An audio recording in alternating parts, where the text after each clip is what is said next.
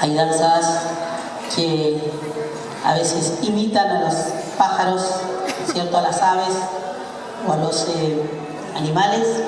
En este caso a las aves, vamos a hacer otra danza que también imita a las aves, que es el Tjögulbrunn.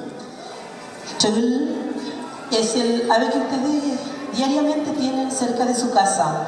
Suerte tienen las familias que tienen un Tjögul en su patio.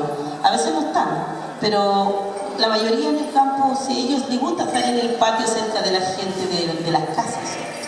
Y son los que avisan cuando viene gente, cuando vienen los animales a golosear y cualquier cosa, ellos están con su canto avisando. Son aves muy elegantes, son aves limpias, son aves sanas, son aves muy finos, ¿no?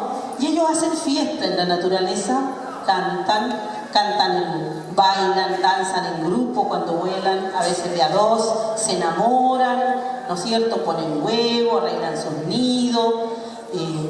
Los Tjögul son aves sanas y que representan parte de nuestra vida y que no son avesitas que las carneamos, son avesitas de adorno.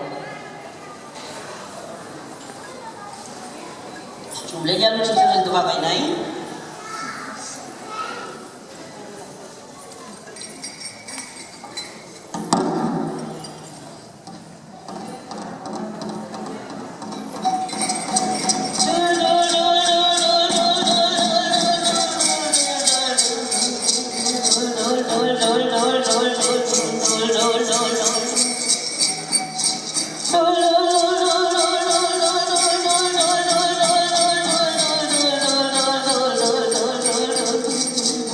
No.